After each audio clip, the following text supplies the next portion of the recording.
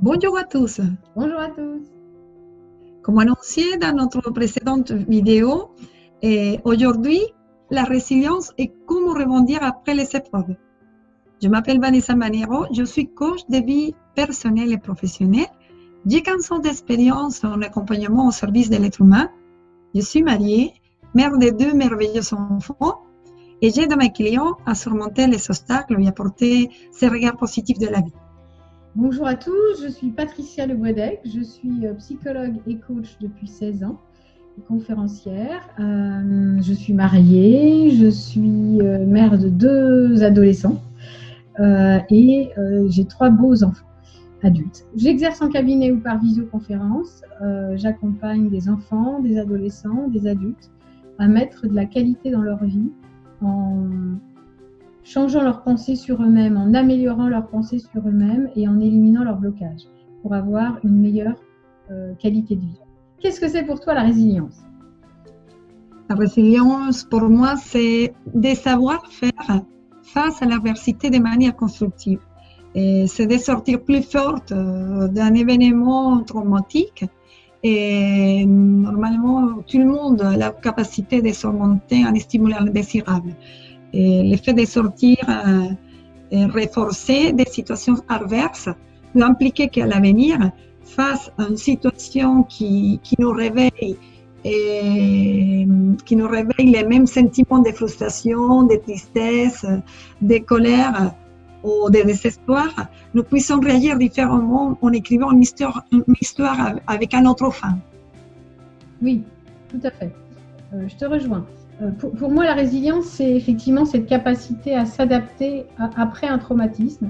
Je dirais plutôt d'ailleurs que c'est une situation qui est vécue comme traumatique. Pour moi, ce n'est pas l'événement qui est traumatique, mais bien la perception que l'on a de cet événement. Boris Cyrulnik, qui est le psychiatre très célèbre qui a mis ce concept en France en tout cas, dit qu'une personne sur 2 a vécu un traumatisme au cours de son existence, qu'il s'agisse d'un viol, d'un inceste, d'un décès d'un proche ou d'une maladie grave ou d'une guerre. Vous verrez donc plus bas que pour moi, j'élargis cette définition à d'autres situations comme notre scénario de naissance. Je ne suis pas la première à avoir parlé de scénario de naissance. Pour moi, le scénario de naissance, ça va de la conception jusqu'à la naissance. Mais il y a un élève de Freud, Otto Rank, qui en parlait déjà au début du XXe siècle, qui lui ne s'intéressait qu'à la naissance proprement dite et qui parlait déjà de traumatisme de naissance. Donc, vous verrez tout à l'heure que j'inclus aussi cet événement-là. Donc, sur cette vidéo, ce que nous voulons aussi attirer votre attention, c'est sur le fait que la résilience, ce n'est pas une question de personnalité.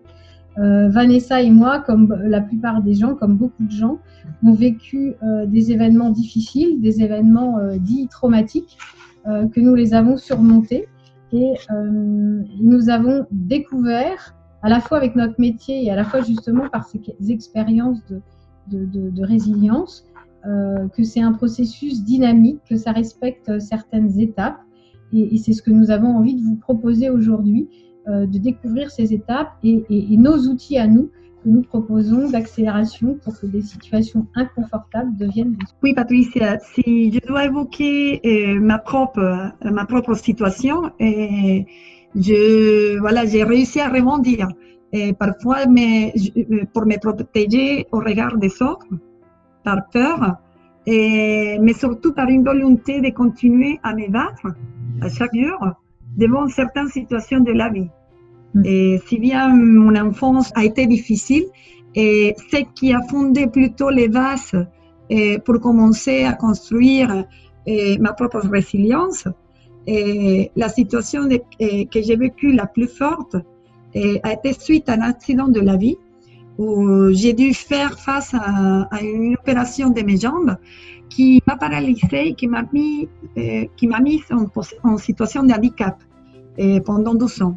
Alors, si je dois revivre cette situation-là, j'étais face au docteur qui m'a demandé de prendre une chaise roulante. Et alors, immédiatement, je n'avais pas la volonté de la prendre. J'avais dit non, et je ne la prends pas. Et le médecin m'a dit à ce moment-là, voilà, soit tu la prends, soit tu ne la prends pas. Mais il faut essayer. Alors, elle m'a mis une couche Et parce que voilà, c'était vraiment que voilà, je pourrais me faire, j'aurais besoin peut-être d'aller aux toilettes ou quelque chose comme ça. Voilà, il m'a enlevé et il m'a mis une couche. Effectivement, il avait raison. J'ai pas pu supporter la douleur, mais quand même, j'ai réussi à faire 3 pas. Alors, j'ai dû apprendre plutôt à survivre d'une manière différente, à me réadapter et à réadapter aussi ma vie. Et surtout, le plus difficile, accueillir mes émotions, à interroger surtout ma tristesse, mes ressentis et tout ce que j'étais en train de vivre. Mais je pense que le plus difficile pour moi a été l'humiliation. Car à l'époque, les personnes n'avaient pas, les gens n'avaient pas conscience d'un handicap et même pas les structures étaient conçues pour un handicap. Donc voilà, j'ai dû faire face à l'humiliation et c'était plutôt à m'apprendre à me protéger, à accueillir mes émotions, à avoir la force pour continuer la rééducation malgré la douleur. Donc, au lieu de choisir l'échec, l'abandon, la frustration, le désespoir, je me suis dit à moi-même, je peux continuer, je peux réussir, et voilà, je suis là, 20 ans après. Alors, d'un jour à l'autre, notre vie se trouve confrontée vraiment face à un traumatisme, et plus ou moins difficile à surmonter selon les personnes qui passent ou qui sont en train de traverser une situation pareille, mais qu'il s'agit des victimes des attentats, des enfants maltraités, des accidents de la vie, des maladies graves, qui sont en train de survivre, qui ont survécu ou qui sont en train de survivre à malheur profond. Et c'est surtout la force qui met chacun pour faire face à ce type de problème. Merci Vanessa pour ce partage qui est voilà, très personnel. Je vais rebondir sur ce que tu as dit et je vais aussi faire un parallèle avec mon histoire. Je crois profondément qu'un événement n'est pas traumatique, mais s'il est traumatique, c'est bien dans la façon dont on l'a vécu et la façon dont on a interprété cet événement comme traumatisant. Je prends 2 exemples dans mon histoire. Le premier, j'ai envie de dire, c'est ma conception et ma naissance. J'ai longtemps cru que j'étais attendue garçon, que j'étais même une catastrophe. Et donc, j'avais déçu 2 fois mes parents. Donc, non seulement j'arrivais pas au moment prévu, mais en plus, j'arrivais fille. Et je me suis construite vraiment autour de cette interprétation erronée. Et c'était tellement fort que aujourd'hui, j'ai conscience que je refusais l'amour que je pouvais avoir, que mes parents pouvaient me donner. Ils me donnaient de la même façon que je refusais d'entendre l'histoire qui me disait que non, ils n'avaient pas d'attente particulière, qu'importe. Moi, je continue à croire ce mensonge. Et c'est vrai que c'est un travail personnel qui a permis de changer ça, l'intervention des séances individuelles, comme je disais tout à l'heure, qui m'ont permis donc, voilà, de modifier ce regard sur ma vie au monde et donc sur ma place dans ce monde. Le deuxième événement, il est un événement qui survient quand j'ai 10 ans, où je suis abusée par le mari de ma nourrice. Et qui, j'ai envie de dire, c'est peut-être le deuxième. Il y a 2 événements finalement traumatisants dans cette histoire. C'est qu'il y a effectivement ces gestes inadéquats de cet homme pour une enfant de 10 ans que j'étais. Et puis le fait que mes parents portent plainte et que malgré tout, la justice dit bah non, on ne peut rien faire parce qu'il n'y a pas assez de preuves. Il n'y a pas eu viol. Hein, et il n'y a que les dires de l'enfant que j'étais. Donc là, vraiment, je me sens déçue, trahie dans cette situation, pas crue. Et je pense qu'on me voit comme menteuse. Donc pas facile de faire confiance après dans les hommes et les hommes dans une relation amoureuse d'adolescente, où là, je me l'interdisais. Mais comme je voulais m'en sortir, comme je voulais comprendre et que je faisais le lien quand même, un lien, je faisais le lien entre cet événement et ces blocages que j'avais, qui m'empêchaient d'avoir une relation amoureuse alors que j'aurais bien voulu parce que le garçon me plaisait. Voilà, j'ai été faire une recherche dans le développement personnel. J'ai fait mes études de psycho sous cette impulsion-là, de vouloir comprendre mon fonctionnement et celui de l'être humain. Et c'est vrai qu'aujourd'hui, avec cette démarche d'avoir été prendre des séances aussi en individuel, d'avoir eu un lieu, et c'est ce que je conseille, d'avoir un lieu où on peut parler à un tiers de ce qui se passe, c'est essentiel. Ça m'a permis aujourd'hui de me réconcilier avec mon passé, de me réconcilier avec moi qui je suis aujourd'hui. Et aujourd'hui, j'ai vraiment le sentiment de m'être sortie de mes blocages. Je suis en relation avec mon mari depuis presque 20 ans. On est mariés depuis 16 ans bientôt. J'ai 2 enfants et je pense, j'ai le sentiment d'avoir une sexualité épanouie et d'être bien dans mon corps. Et aujourd'hui, je suis en sécurité aussi dans le fait d'accompagner les personnes à être bien elles-mêmes dans leur corps et dans leur image d'elles-mêmes et dans leur sexualité. Et donc, pour moi, vraiment, la première étape face à une situation vécue comme traumatisante, c'est ce qu'on est en train de faire toutes les deux aujourd'hui, c'est-à-dire qu'on en parle. Alors, on en parle tranquillement, il n'y a plus cette charge émotionnelle, mais c'est vrai que le fait d'aller voir un thérapeute, et vraiment, voilà, mon conseil, il n'y a pas un thérapeute plus meilleur que l'autre. Il y a déjà des thérapeutes qui ont fait du boulot sur eux-mêmes, qui peuvent être en sécurité pour pouvoir accueillir les émotions que la personne va avoir, que vous allez avoir parce que vous racontez cet événement qui est encore traumatisant pour vous, et accueillir, et que ce thérapeute soit capable d'accueillir aussi les émotions qui viennent a posteriori, parce que justement vous osez libérer la parole. Et pour moi, ça c'est vraiment le premier acte de guérison, c'est d'en parler. Le deuxième, et qui est important, et qui va avec le fait d'être accompagné, c'est la notion de pardon. C'est accepter de pardonner. Et quand je parle de pardonner, c'est pas simplement, là en l'occurrence, pour moi, ça peut être dans cette situation l'abuseur, mes parents, la justice. Mais j'ai envie de dire, c'est surtout se pardonner soi. C'est-à-dire que nous ne sommes pas, nous sommes responsables de ce que nous avons ressenti. Mais c'est pas de notre faute si on s'est retrouvé sur toi presque sur un fauteuil roulant ou moi dans ce genre de situation. Mais par contre, nous sommes bien responsables de ce qu'on va en faire. Et au départ, on a beau être responsable, on ne sait pas trop comment en faire, d'où l'intérêt d'un professionnel pour pouvoir se pardonner, se sentir innocent par rapport à cet événement-là et reprendre. Et reprendre, je veux dire, les rênes de sa vie. Parce que comme disait le père de la psychologie, Carl Jung, je ne suis pas ce qui m'est arrivé, mais je suis ce que je choisis de devenir. C'est vraiment ça que j'ai envie de partager et que je crois que toi aussi.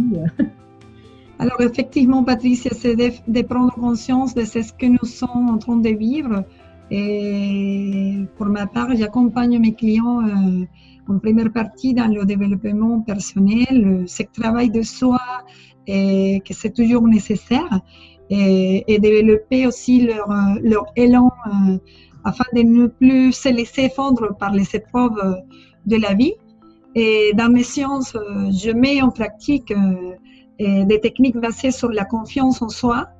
Et, par exemple, l'effet miroir, la marelle de croyance qui sert à effacer les blocages, et la métaphore des 3 poupées, tout le monde a tourné. Et c'est un groupe, c'est un travail en groupe de 3. C'est vrai que c'est mieux expliqué sur la technique, parce qu'on se met des questionnements et on se met en situation de la vie quotidienne. D'accord. Et tu le fais aussi en séance individuelle, le processus? Ça, je le fais en séance individuelle, que c'est plutôt un questionnement face à face. Et normalement, ça te fait prendre conscience de ce que tu es en train de vivre. Et on interroge dedans tes émotions. Et parce que voilà, c'est plutôt quelles sont les émotions que tu es en train de ressentir face à une situation spécifique, et on interroge aussi ta voix intérieure. Ça veut dire qu'on va savoir comment tu t'entends toi-même, et qu'est-ce que tu aimerais avoir, et qu'est-ce que tu aimerais changer en ce moment-là précis de la situation qui était en train de vivre. C'est plutôt ça. D'accord, merci. Alors moi, je suis plutôt en séance individuelle, en majorité, et je m'appuie sur un principe qui est le principe de la responsabilité à 100%. Pour moi, c'est un concept essentiel à la fois dans mon activité, mais aussi dans ma vie. C'est-à-dire que la responsabilité à 100%, pour moi, ça veut dire que je reconnais que ce sont bien mes pensées, mes émotions, que je les ai ressenties, et que quelque part, personne m'a obligée à interpréter les choses de cette façon-là. Et pour moi, c'est important d'être dans cette dynamique-là parce que c'est là que je vais pouvoir agir. Parce que l'accepter, c'est reconnaître ma puissance, c'est reconnaître sa capacité à changer aussi ces croyances-là. Puisqu'elles m'appartiennent, bah, je peux bien en faire ce que j'en veux. Et donc, si je change mes croyances, si je change ma vision du monde, ma vision de moi-même, bah, je vais du coup avoir un autre regard sur mon passé et bien évidemment sur moi dans le monde et moi dans la suite, quoi. Donc voilà, ça c'est vraiment un principe que j'appuie beaucoup, que j'utilise beaucoup. D'ailleurs, j'ai une amie il y a quelque temps qui m'a parlé qui parlait de moi plutôt à une autre personne en disant que j'étais une psychologue qui faisait du développement personnel, qui fait du développement personnel. Et c'était un compliment dans sa bouche. Je l'ai pris comme tel d'ailleurs, parce que oui, j'utilise je mets au service, j'ai envie de dire, des personnes mon parcours professionnel, enfin dans mon parcours professionnel, tout mon parcours professionnel. Donc, aussi bien effectivement mes études de psychologie classique, mes différents métiers que j'ai fait à un moment donné de ma vie, et puis ce parcours personnel dans le développement personnel avec des séances ou des séminaires qui m'ont permis, et j'ai envie de dire, je suis encore en chemin, à être la meilleure version de moi-même. Et c'est ce que je propose aux personnes finalement. C'est pour arriver à être la meilleure version d'eux-mêmes, bah, c'est de changer leur paradigme, de changer leur pensée, surtout celles qui les tirent vers le bas et qui ne leur permettent pas d'obtenir ce qu'ils veulent, qui ne leur permettent pas de vivre la vie qu'ils veulent. Et c'est vrai que je me rends compte que beaucoup de gens n'ont pas conscience que ce qu'ils vivent, en fait, ils en sont eux-mêmes les responsables, voilà, et les prisonniers dans l'histoire. Donc voilà, pour moi, c'est vraiment des séances qui sont actives, puisque l'idée, c'est de créer ensemble sa boîte à outils, votre boîte à outils, avec vos nouvelles pensées, avec des nouvelles habitudes à installer dans le quotidien, et je sers d'étayage, mais il y a beaucoup de choses qui sont aussi faites d'une séance à l'autre, que je propose aux gens de faire d'une séance à l'autre, parce que voilà, pour qu'ils puissent l'installer vraiment dans leur vie. Et l'idée, c'est que chacun puisse devenir justement la meilleure version de soi-même. Je crois que la phrase n'est pas de moi, mais je la trouve magnifique. Donc voilà, je pense qu'on a un métier qui permet effectivement aux gens de